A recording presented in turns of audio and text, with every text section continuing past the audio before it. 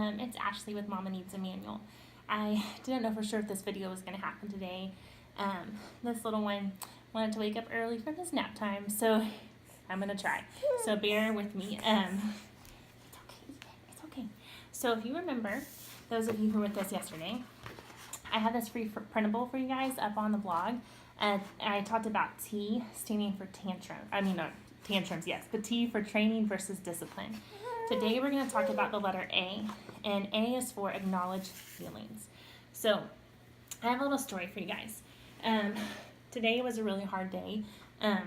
As moms, I know sometimes days are just hard. Even when nothing horrible happens, they can just be overwhelming, and that was today. We were going to go to Storytime, and my boys were so excited. We had talked to them about that last night, and come to find out, we get all dressed, load up in the car, snacks are ready, everything's ready. We get there plenty of time early because we missed it. The last time we tried to go, we got there 5 minutes early, and they had run out of tickets. So we got there in plenty of time, and I realized that Storytime was canceled today because they're taking a break before summer. So that was kind of sad. We went to the library anyways, and the boys got some books, and then there's a park nearby, and so I decided I would take the boys on a jog and go longer than I have in a really long time. So we went for a couple miles, and I thought I was going to die at the end of it.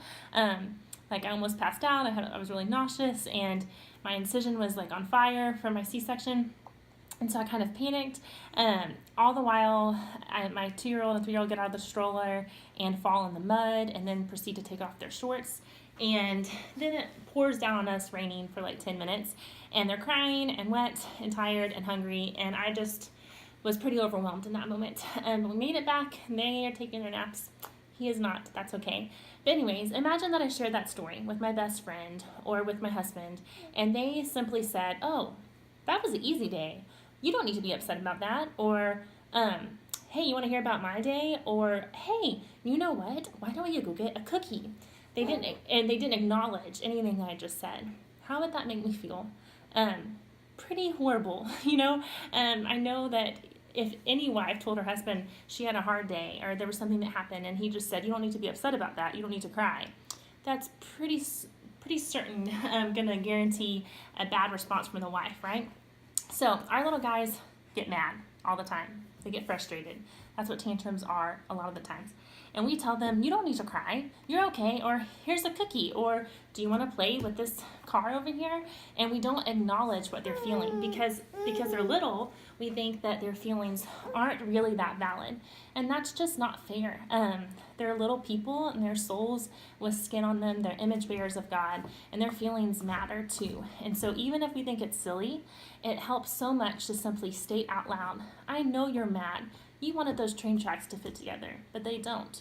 Or, "You wanted to build your tower and your brother not knock it over, but he did. You are mad." And so if you simply just state out loud what you experience or what you think that your toddler is experiencing, it can really cut down a tantrum in no time. I've experienced this with both of our boys. Sometimes just saying their emotion will help them calm down, and that's really amazing. Another acronym that's really helpful, or I guess alliteration, is the 4 R's. And the first R is for regulate. And so I have a thermometer to show you regulate. So regulate is bringing them down, calming them down. They're not going to listen to you until they calm down. So maybe that means that they need to take a deep breath, on Daniel Tiger, when you get so mad that you want to roar, take a deep breath and count to 4, or count backwards can help, or those calm down bottles with glitter, something like that. So maybe they need to take a deep breath to calm down, and maybe you need to remove them from the situation so that they're in a safe place, not doing any harm to themselves or anyone else. And after they've calmed down, then you're ready for the next R. Okay, the next R is relate. I have a crayon for that. So maybe you can color a picture of what happened, or you can talk about how, that would make me frustrated too. I get really upset when someone destroys something that I worked hard to build. So you're trying to relate to them and to what a feeling that they're experiencing. And You don't want to make it about you. You don't want to one-up them, because think about how that makes you feel whenever you share a horrible story and then and somebody says, oh, well, that happened to me, and then they make it all about them or make it their situation way worse.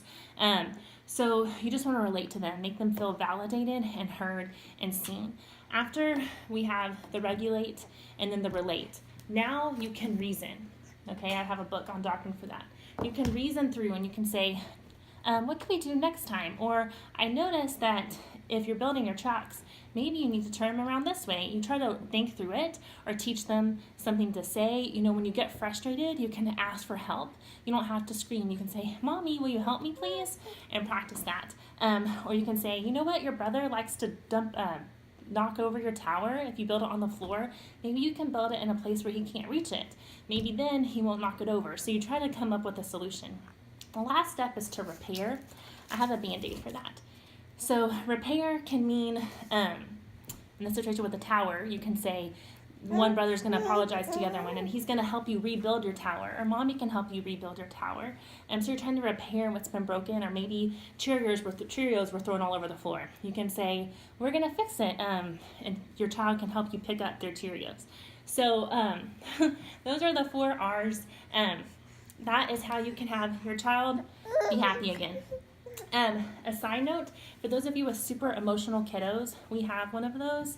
It can be really, really hard when they throw tantrums like 20 times a day, and they go from 0 to 60 in 1 second flat. Sometimes it's easy to focus on the negative and think, oh my goodness, my child is so hard. And not think about the wonderful things that accompany that type of personality. I'm a really highly emotional person too. I cried really easily when I was a young child, so I can relate to my son. And behind his big emotions is a huge heart, and he cares so deeply for people. Even at 3, he's already so empathetic, and that can really change the world. People moved by empathy to action can change the world for the good, and can have wonderful, deep relationships. So we don't want to squash out any emotions our kids have. We want to teach them it's okay to cry when you're hurt or when you're upset, something bad happened. But trying to teach them how to calm down and how to have appropriate emotional responses to things.